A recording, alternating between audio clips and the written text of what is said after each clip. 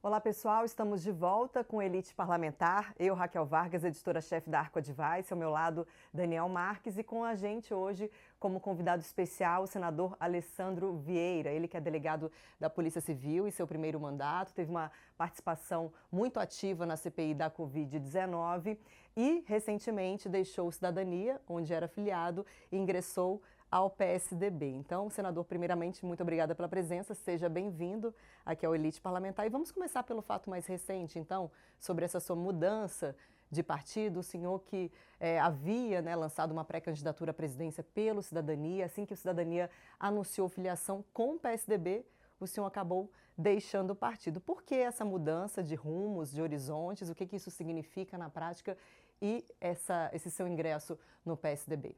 Bom, primeiro, obrigado pelo convite, um prazer estar aqui com vocês, falando com o pessoal da Arco. A gente teve uma decisão da Federação Cidadania PSDB.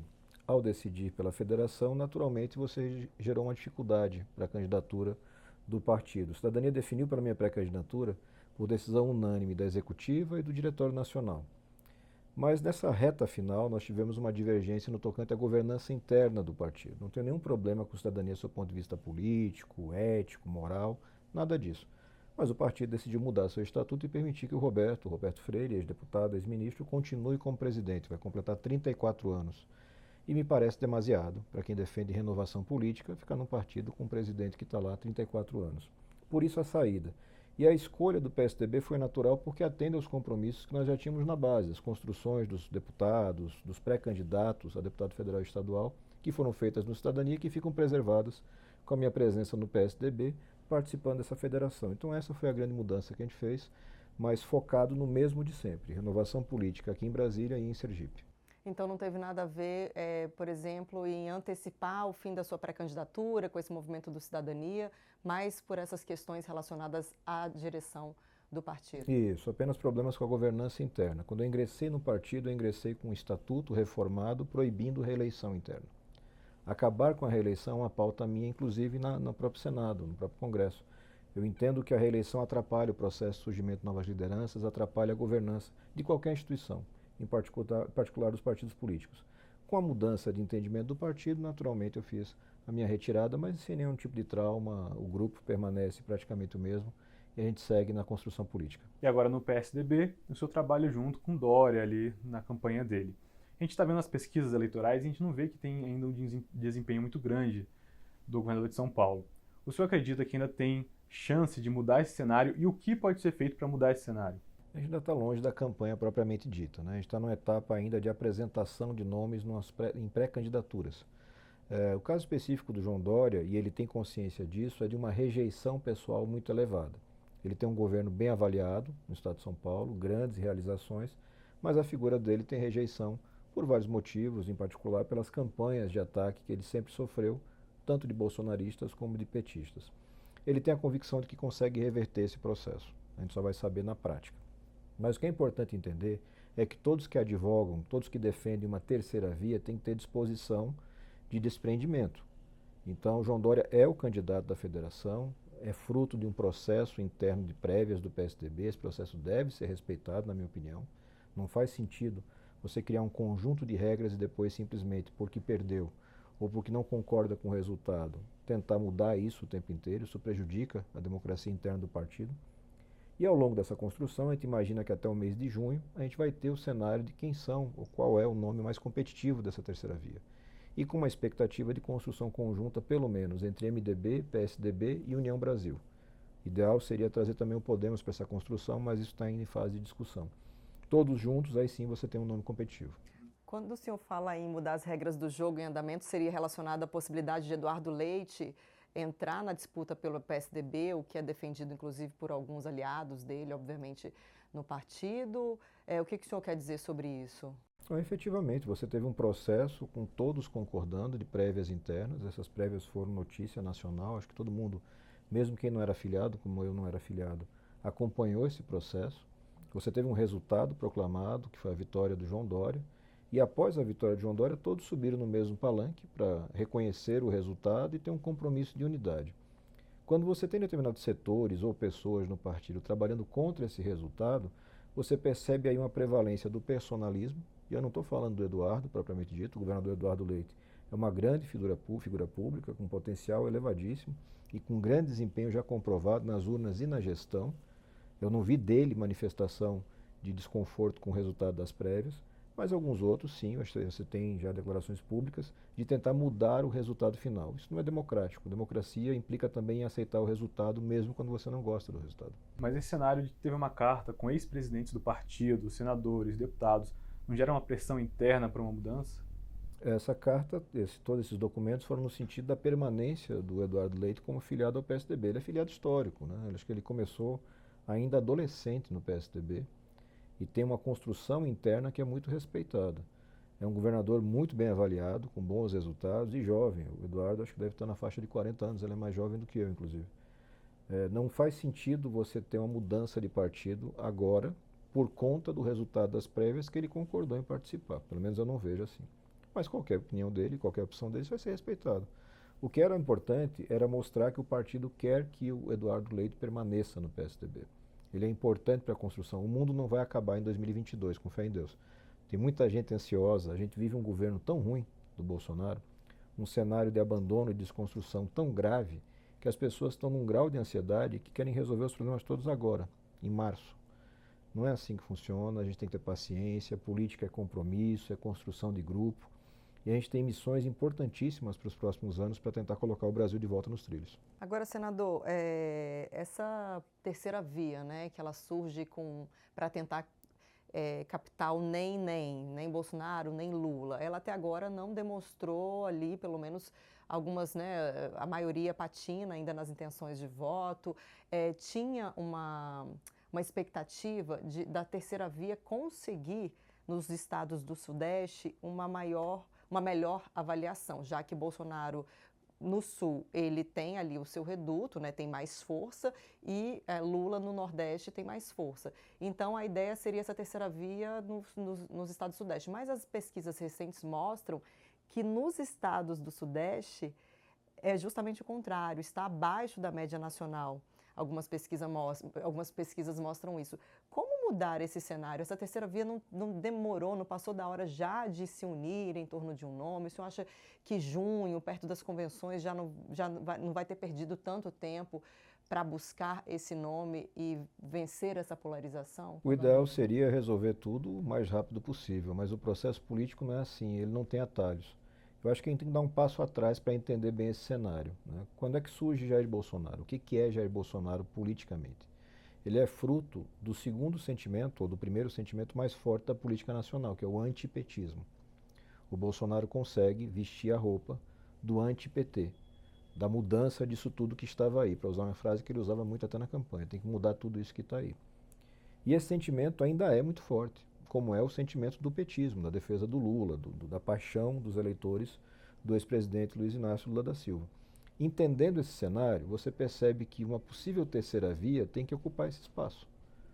Ela vai ter que ocupar esse espaço de garantia para esse público em geral de que existe um outro candidato suficientemente competitivo para ocupar esse lugar e tirar ou impedir o retorno do PT.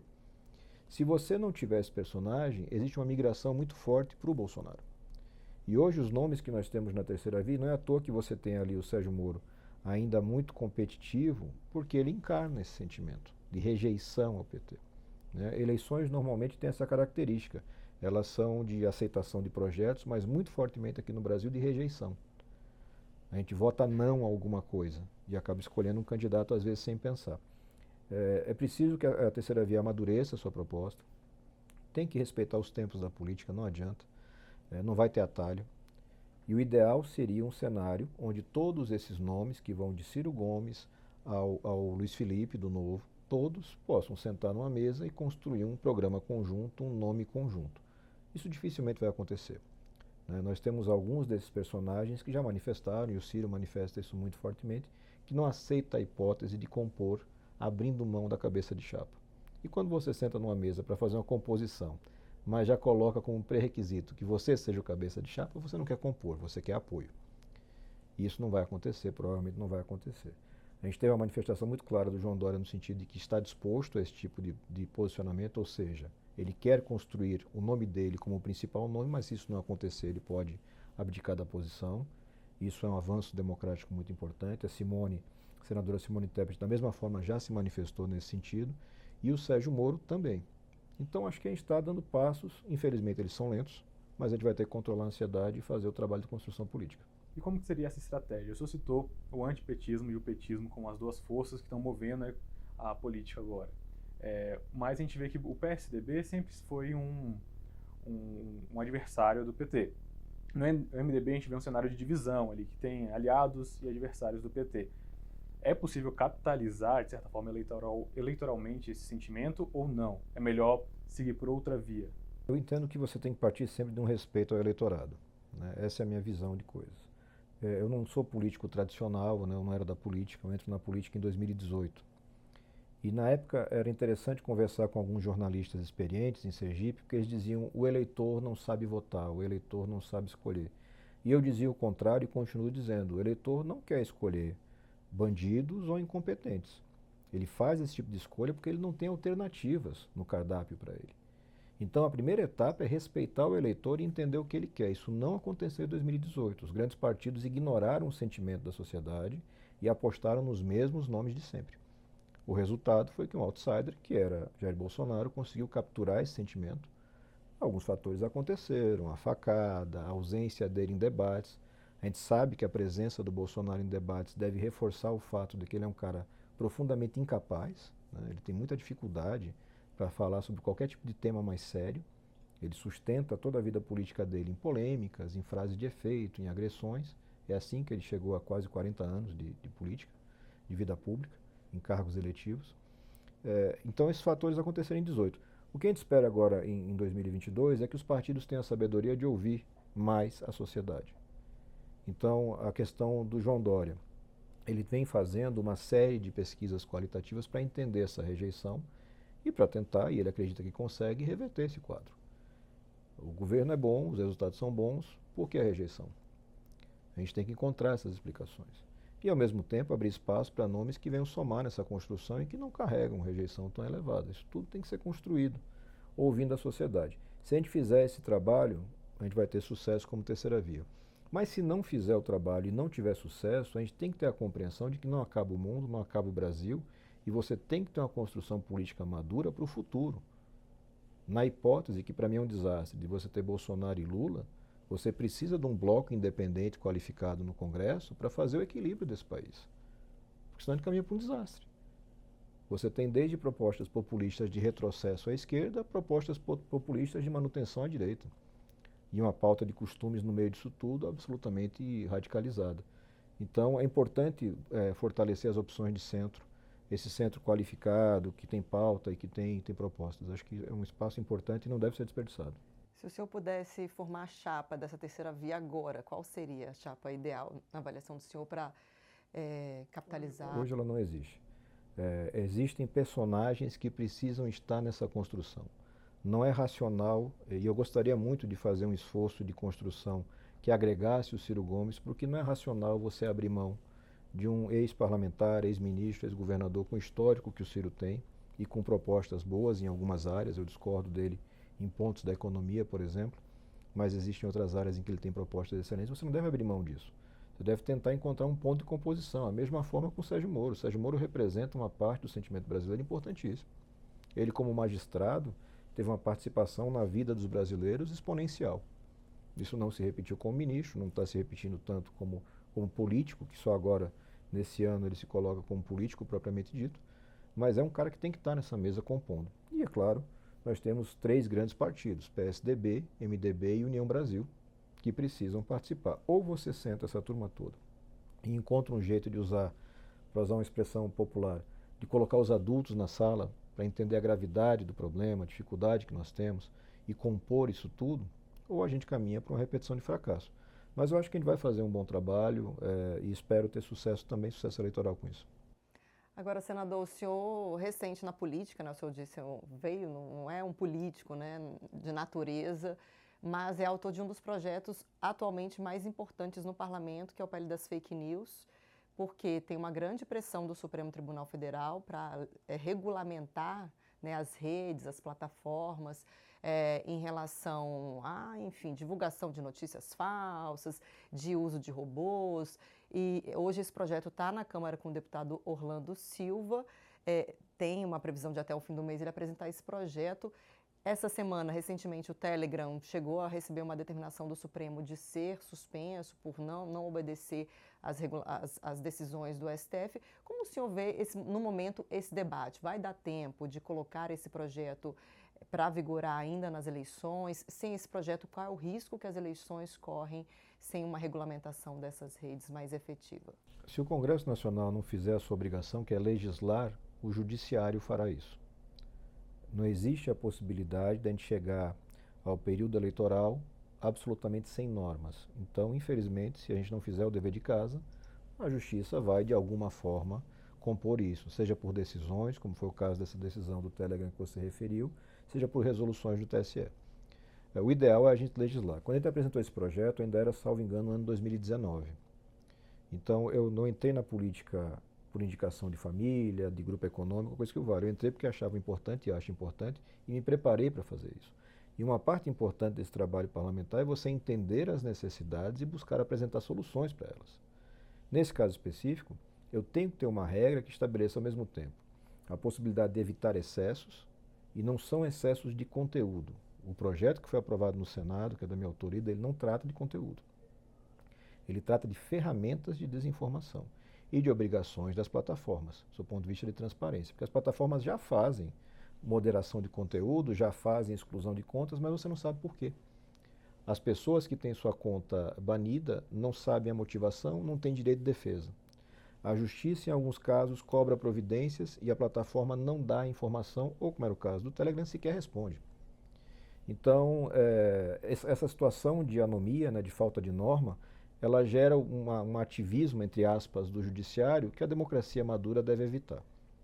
Então, a decisão especificamente de Alexandre de Moraes, suspendendo o serviço, na forma, eu acho ela absolutamente equivocada. No mérito, ela está certa. Ela se provou acertada. Tanto é que, em uma semana, se resolveu um problema de anos. Apareceu representação, apareceu a adesão aos compromissos da legislação brasileira, evitar fake news, evitar desinformação. Então, a gente tem que dar essa contribuição. Eu vejo alguns colegas congressistas amedrontados com a pressão das redes. Seja porque são políticos que estão ali muito nessa coisa de eleição a cada 2 anos e tem medo de pegar uma pecha e perder uma eleição, mas eles têm que superar essa etapa, ou pelo menos devem superar essa etapa e entender, olha, é obrigação do parlamentar. Se a situação é importante, ela tem que ser legislada. E aí depois a justiça toma a sua atuação. Se uma das partes, um dos poderes, não exercita o seu espaço, o outro acaba ocupando e você gera um desequilíbrio. Quem hoje reclama de ativismo judicial, no fundo não está fazendo o seu trabalho. Há uma crítica sobre esse projeto, sobre quem vai mediar o que é ou não é verdade, né? Fazem até um comentário jocoso assim, vai ter o Ministério da Verdade, né? Como que o senhor vê essa questão? Acha que ainda falta um aprofundamento nesse assunto, um debate que precisa levar mais tempo, ou já está maduro o suficiente para passar a valer antes da eleição, como a gente falou? A gente não precisa de uma legislação que diga o que é ou o que não é verdade. Então, o projeto que nós fizemos no Senado, foi relatado pelo senador Ângelo Coronel e foi aprovado, ele não trata de conteúdo. Ele não cria nenhum tipo de espaço ou instituição para dizer isso é verdade, isso não é verdade, isso pode, isso não pode. O que ele faz? Ele evita ferramentas clássicas de desinformação. Os exércitos de robôs, as fazendas de robôs, as contas falsas, o patrocínio e o impulsionamento dissimulado, para dar esses exemplos. Quando você tira essas ferramentas de desinformação, o jogo fica mais igualitário. Então, se a Raquel resolve fazer uma postagem com um conteúdo que corresponde ou não à verdade, tanto faz, é um direito dela. Se alguém se sente prejudicado, vai poder ir à justiça e dizer, olha, a postagem é essa e a autora é essa. E aí a justiça vai avaliar se tem crime, se não tem crime. É muito importante entender essa separação de coisas. É perigoso quando você tenta legislar sobre o que é e o que não é verdade. É muito perigoso. Então a gente tem que analisar sempre fato a fato, com profundidade, e não é possível você fazer isso numa legislação, que sempre é muito taxativa, normas mais gerais. A nossa expectativa é que o deputado Orlando consiga talvez reverter algumas opiniões dele, alguns posicionamentos que ele adotou nos esboços de relatório, que geraram muita complexidade no projeto. Já é um projeto difícil. Ele mexe principalmente com gigantes da comunicação que se acomodaram, né, com a legislação anterior, com o Marco Civil. Eles se acomodaram numa situação de não ter responsabilidade. Essa é a lei atual. As plataformas não têm responsabilidade. Quem tem é o provedor do conteúdo, quem fez o conteúdo. Mas você não consegue identificar quem é o provedor. Se a distribuição desse conteúdo não segue uma regra linear, ou seja, você paga, você dissemina mais conteúdo. Ela não paga, ela não consegue fazer o conteúdo dela avançar. Como é que eu vou excluir a plataforma da responsabilidade? Eu preciso colocar ela, sim, no centro da responsabilidade. E garantir para o usuário o direito de defesa. Transparência de por que o meu conteúdo não rola e o dela rola. Isso hoje não existe. Então a gente tem que avançar. Eu gostaria de um texto que fosse um pouco mais enxuto, para reduzir complexidade. A gente inclusive apresentou um novo projeto algumas semanas atrás, cuidando só do serviço de mensageria, só desse ponto de tem que ter representação no Brasil, tem que atender às determinações judiciais, as penas são gradativas, de multa, advertência, suspensão, e que no caso de decisões monocráticas de maior intensidade, suspensão de serviço, banimento, você tem 24 horas que apresentar a decisão para o colegiado. Isso evita também abusos do poder judiciário, que ele não pode permitir, qualquer que seja o poder, ele não pode ser absoluto num país democrático. Agora, o Senado tem algumas pautas, mudando um pouquinho de assunto, que estão lá esperando votação. Mas a gente sabe que é um ano complicado, um ano eleitoral, a gente tem a janela partidária que vai até o final do mês, até o começo do próximo mês. Então, o senhor acha que ainda tem espaço nesse ano para votar, por exemplo, reforma tributária, que está na CCJ, talvez privatizações dos Correios, essas pautas mais difíceis, mais amplas, o senhor acha complexas, mais complexas, o senhor acha que tem espaço? Eu hoje pela manhã conversei com o senador Roberto Rocha, que é o relator da reforma tributária. E a gente tem que reconhecer que o Roberto conseguiu avançar muito no relatório, né? Ele conseguiu acomodar uma série de interesses. Mas é muito improvável que a gente tenha a votação e aprovação no Congresso como um todo. Talvez, num esforço, se consiga ter a votação no Senado, porque existe um amadurecimento maior da discussão no Senado. Mas daí a chegar na Câmara dos Deputados, em plena campanha, e ser votado, acaba sendo um risco para o país. Porque a gente tem um manicômio legislativo sob o ponto de vista tributário, a gente já sabe disso. Mas se eu faço uma legislação mal feita, eu posso gerar um desequilíbrio ainda pior. Porque hoje, todo o sistema está adaptado a esse manicômio. Por mais complexo que seja, qualquer tipo de empresário sabe, eu vou entrar nesse mercado, eu sei quando eu pago de imposto, eu sei qual é o meu custo, qual é o meu risco. Se eu coloco uma legislação mal feita ou pouco discutida, eu posso implodir todo esse sistema, é muito perigoso. Gostaria de ter acompanhado esses projetos avançando nos 2 anos anteriores. Seria muito melhor para o Brasil. Mas falharam, nesse caso específico, falhou o Executivo, que nunca apresentou uma proposta consistente, e falhou também o Legislativo, que não fez o dever de casa no tempo. Agora, a gente vai tentar fazer alguma coisa pelo Senado, mas acho improvável. E a questão das privatizações não tem receptividade na CAI. O presidente da CAI, o senador Otto Alencar, já se manifestou contrário, então o trâmite vem sendo muito lento na casa. Não sei se vai ser viável, e a votação é um projeto que com alguns ajustes talvez pudesse ser votado.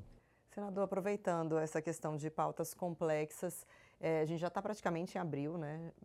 Há dias de começar o mês de abril, e pouco se avançou em temas importantes com impacto econômico para o Brasil. O único que foi aprovado até agora mais importante, robusto, foi o projeto sobre os combustíveis, que foi aprovado no Senado e na Câmara. E mesmo assim, a gente, quando eu falo nós, consumidores, né, pessoas físicas, a gente não sente imediatamente o reflexo no bolso, porque é uma questão que trata sobre ICMS, enfim, tem que ter, né, os estados têm que se mexer para isso. Há espaço, e aí não falando só de reformas, né, de pautas estruturantes, para votar algum outro projeto, a gente diante de uma inflação altíssima, de problemas na economia, ainda neste ano, visto que estamos em abril, temos um ano reduzido por conta das eleições e a largada eleitoral, querendo ou não, ela já foi dada? Uma largada eleitoral muito precoce, né, por culpa de todos os envolvidos. Não é simples você conseguir esse tipo de legislação nesse ano. Esse projeto especial dos combustíveis teve uma emenda minha criando uma espécie de auxílio. Sim, exato. Justamente para o público de mais baixa renda. Por que criar o auxílio? Para gerar o efeito imediato para essas pessoas. E eu entendo que é viável, mesmo em ano eleitoral, porque não se trata da criação de uma vantagem para o eleitor. Trata-se apenas de uma compensação de uma situação atípica. Nós estamos vivenciando uma guerra na Europa de grandes proporções e isso tem um impacto gigantesco no preço do barril de petróleo. Está em andamento uma consulta no TSE sobre isso, se é possível ou não fazer, mas ele tem que tirar disso do campo do populismo.